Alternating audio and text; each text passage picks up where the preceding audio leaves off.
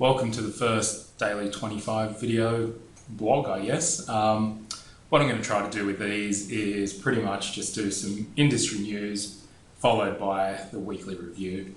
I figure it's probably quicker just to do a 5-minute video than to spend half an hour typing it all out every week. So hopefully it works, hopefully you enjoy it. And we'll start with industry news first. So the first thing, I received a call from Jody Noyce, who works for 730 Report, and they want to do a fair few segments actually on gambling, and the next one they're going to do is about in-play betting.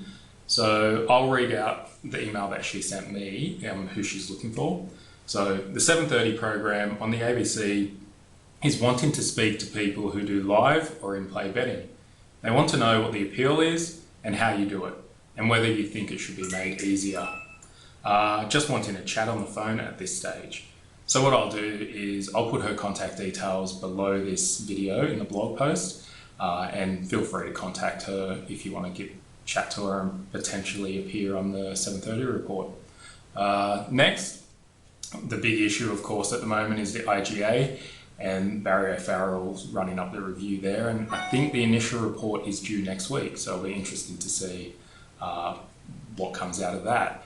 Of course, the big issue is in-play betting. All the Aussie books want it to be competitive with the offshore bookies, and really from everything I've heard and people I've talked to, it's probably going to pass. There'll be some harm minimisation stuff for problem gamblers, which there needs to be. But more than likely, we're going to have in-play betting the next time the review's up. So what else have we got? Minimum bet laws, of course. Who knows how likely they're going to be. So bookies will give every excuse under the sun why they can't implement them for sports. But I personally handed Barry the Change.org campaign with close to 500 signatures, and he does understand that it's not a small issue with banning winning punters or even break-even punters. So hopefully we can get minimum bet laws in, but who knows, we'll just have to wait and see. Next, this morning we had a bit of fun with Sportsbet. They're having their IT conference today, and at the conference they had screens, and they were using a hashtag and put in, let's go to the Twitter page. So the hashtag was work at Sportsbet, and every tweet was showing on the screen. And as I talked to a few workers at Sportsbet, they let me know about this. So I let people know to express their feelings to Sportsbet staff, and people did. So you can go to that hashtag, so hashtag work at Sportsbet, and just scroll down and have a look at a few of the funny things people were saying. Okay, moving on to a couple of articles I was reading this week. So, of course, the first one is the racing industry moaning about the in-play, if in-play becomes legal in Australia, as it's going to have a massive impact on turnover for their business. And yes, it is bad luck, really. Either make a more entertaining product, a better product, and make sure that everyone can get their bets on it. You're not going to win by making others not be able to do something. You just have to create better products and make it more enticing.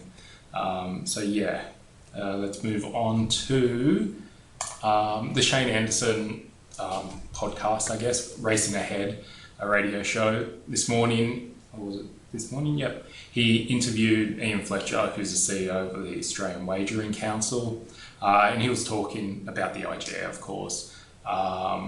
So Ian actually dodges pretty much every question to do with minimum bet laws, the impact of the minimum bet laws on New South Wales racing, and so on. And then he was asked about offshore, how much is actually spent offshore, and he actually stumbled and said, well, the figures that we made, and then backtracked and said, sorry, we actually paid an outside company to do the testing, to do market research. And this is what all companies do. They'll hire an outside source and make sure that the stats that they're given align with their interests. So of course he said that it was 50% of bets are placed offshore, blah, blah, blah. Yeah, so always a good listen, Shane Anderson. I'll put the link again under this video, and when you've got 10 minutes, give it a listen. So that's it for pretty much industry news. I'll probably make that segment a bit longer and actually save stuff throughout the week so I can bring it up on these ones. But let's move on to the weekly results. And as you can see, not the greatest week. $27,930 loss, thanks to pretty much everything. So NBL totals and line both lost. So that was 6,200 lost there. NHL totals, another 3,250 lost, and that just goes on runs, and it's on one of its really bad runs at the moment. So hopefully it reverts to the mean and starts going up again soon. NFL, really annoying this week again. Line bets continue to do well, so we're at 22k profit at 15% ROI, but the totals, which I'm betting double, are minus 13,600 at minus 8.7. This week, totals lost 10,520 with a game playing now that another total is going to lose, and line bets made 5,500. NBA has been having poor weeks. It made 1840 this week, and the head-to-head lost 200. Normally, 6 weeks in, the model starts to not perform as well, but Jono did say that he had tweaked the model this season, so hopefully it continues to do well. The soccer combo system, of course, had to eventually have a losing week, and that happened this week, so 12,600 lost on that one, but still running at 16.8% ROI, which is amazing. The TFA system, so the E1, E6 is a Euro system, that lost 2,400. The draw system, which had been doing well, lost 2,000. Steamers I will talk about probably next week. It's from the Winnabob model, and yeah, I'll talk about that next week. We had a win in the golf, which is extremely rare for us, so we'll actually go to the spreadsheet. Kevin Kistner won, and we had 150 on him at 21.07. Just one sec.